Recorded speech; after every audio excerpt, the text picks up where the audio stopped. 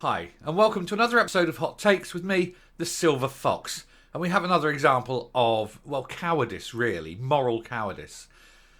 An individual has flashed at some schoolgirls, exposed their genitals to these passing girls. This was at a train station in Berkshire. Now, whilst, of course, this is bad enough, what's truly awful here is that the British Transport Police refuse to say whether the person who's done this is a man or a woman. I mean, let's face it, we all know it's going to be a man. But the man is a trans and he's wearing a dress and a wig and everything like this. But the moral cowardice here is that the British Transport Police won't say that it was a man, because obviously male genitalia, for fear of upsetting the flasher in case he's trans and wants to be known as a woman. What kind of crazy mixed up world is this when a criminal cannot be fully described because it may upset his fee-fees? The world is getting crazier and crazier all the time. Let's look at this article and despair of the world we live in. So, woke British Transport Police refuse to say whether an S-crime suspect exposed male or female genitals to teenage girls on a train. Anger as the force issues CCTV of a person in a wig and skirt, but claim they don't need to say if they are seeking a man or a woman. I kind of think you do. You're putting an appeal out for a potential criminal. You have to give out this information. The only reason you're not doing it is because you are frit. You are scared. You are scared because you have no spines. Because the trans lobby may call you an istinophobe for saying, you said it was a man because he had a penis. And it's clearly a lady with a penis. That's what the police in this country are reduced to. They cannot even catch criminals for fear of upsetting them. What is going on? So a person, even the paper are joining in, because you know it's a man. A person exposed themselves and made lewd gestures to two girls on a train. They're putting they committed the act. He committed the act at Theale railway station in Berkshire in September. British Transport Police have been blasted for not saying the gender of the offender. They don't the gender of the offender. It's like the pill in the till and the gatto in the chateau, isn't it? Anyone old enough to remember Heidi High will remember the father Madonna with the bigger boobies. But anyway, that's a different thing. British Transport Police have been criticised after refusing to say the gender of a person who exposed their genitals to two teenagers at a railway station. Police officers released the CCTV images, we'll see below, of a purple-wigged, dress-wearing individual stating they may be able to help with their investigation into the incident, which took place at Theale Station in Berkshire. The grainy images show the person... I've got to say, in this day and age, with the level of technology that we have and the camera, the camera tech we have, why are CCTV images always crap? We can take pictures of planets halfway across the universe now, and we're getting crappy, grainy images from a train station. It's ridiculous. Anyway, the grainy images show the person wearing a purple wig, black sunglasses, black jumper, and blue jumper. That blue? Looks green to me. A skirt and a backpack. However, online users have blasted the police force for not clarifying if the offender is a man or a woman. Look at that face.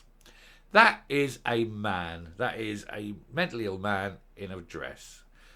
One person tweeted at British Transport Police saying they must know the gender, as the victims would have told them which gender the person was as they were cruelly exposing their genitals. Now, you've got to stop using the gender. You can use the word sex. It's a completely different thing. But that is a man. It's a very sad, fat old man in a skirt. There it is. It's a sad, fat man in a skirt. Anyway, just before 3 p.m. on September the 2nd, two teenage girls, aged 15 and 16, were sat on board a train at a station when someone on the platform approached the train's window. And as the train started to depart the station, the person exposed their genitals to the two teenagers before making lewd hand gestures in their direction. They then walked into a shelter at the station and masturbated. I've seen some things in bus shelters, in train station shelters and things, but I've never seen that. I've got to be honest, I've never seen that. Officers have said that the person in the CCTV images may have information which could help their investigation.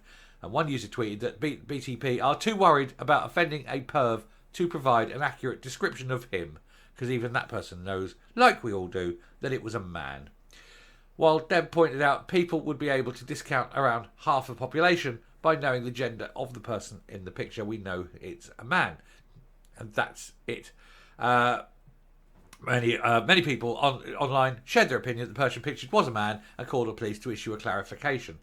British Transport Police said, "We published this CCTV appeal as part of an investigation into an S offence on the railway against two teenagers.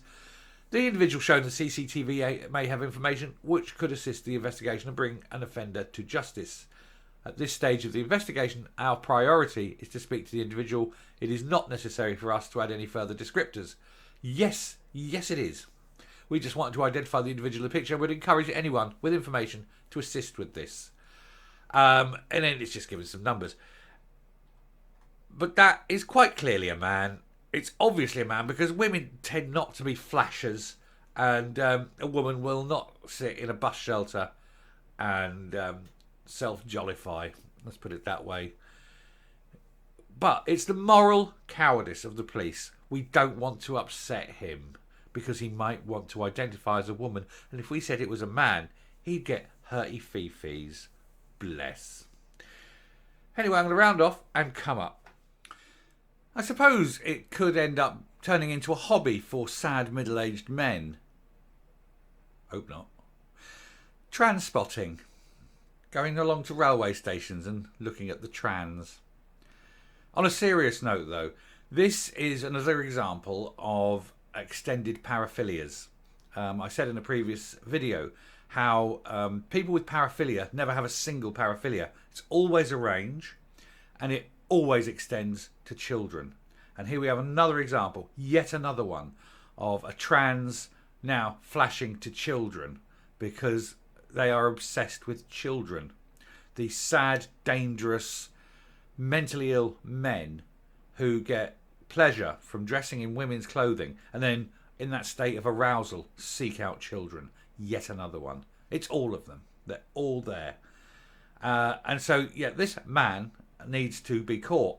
But it's appalling that we have a police force that are so craven that they will not say that this is a man. And yet we all know it is.